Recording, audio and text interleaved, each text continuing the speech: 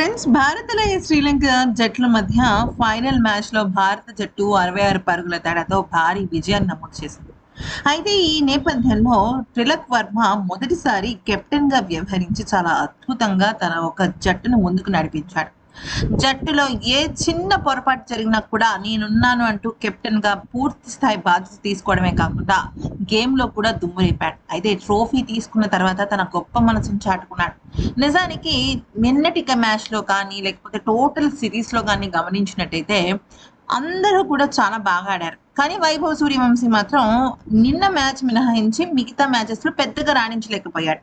కానీ నిన్నటి మ్యాచ్‌లో 29 బంతుల్లో ఏకంగా 96 పరుగులు చేశాడు. అసలు ఫాస్టెస్ట్ సెంచరీ 11 బంతుల్లోనే ఏకంగా తను హాఫ్ సెంచరీ పూర్తి చేసుకున్నాడు. ఇది ఇంకాస్త అద్భుతం. పెద్ద అద్భుతం.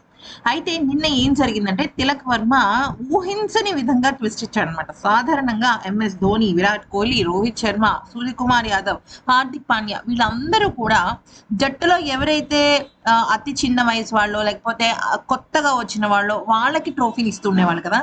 అయితే ఈసారి తిలక్ వర్మ ఏం చేశాడంటే రో తను అందరిలాగా కాకుండా కొంచెం భిన్నంగా వ్యవహరించి వైభవ్ సూర్యవంశీ దగ్గరికి ట్రోఫీ తీసుకువెళ్ళి నువ్వు ఈ ట్రోఫీ ఎవరికి ఇవ్వాలనుకుంటున్నావు అని అడిగితే తను ఇమీడియట్ గా అక్కడున్న హర్షద్ ఖాన్ అని చెప్పేసి చెప్పాడనమాట.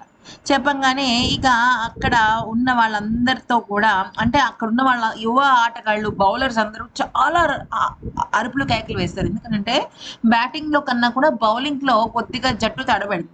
సో ఈ ట్రోఫీ వాళ్ళ ఇంప్రవైజేషన్ కి అంటే వాళ్ళు ఖచ్చితంగా పురోగతి చెందాలి, బౌలింగ్ లో అభివృద్ధి చెందాలి అని చెప్పేసి తిలక్ వర్మ నేరుగా ట్రోఫీ తీసుకెళ్లి వాళ్ళ చేతిలో పెట్టాడు. అయితే ఇక పోస్ట్ ప్రెజెంటేషన్ మ్యాచ్ లో కూడా తిలక్ వర్మ ఒకటే మాట చెప్పాడు, బ్యాటింగ్ లో బాగుంది కానీ బౌలింగ్ మేము ఇంకా పుంజుకోవాలి, ఖచ్చితంగా పుంజుకుని తీరుతామని చెప్పాడు. అయితే ఇప్పుడు చెప్పాలి అంటే ఆటగాళ్లలో కెప్టెన్ లో ఒక రకంగా చాలా వింతగా ఆలోచించాడు తిలక్ వర్మ.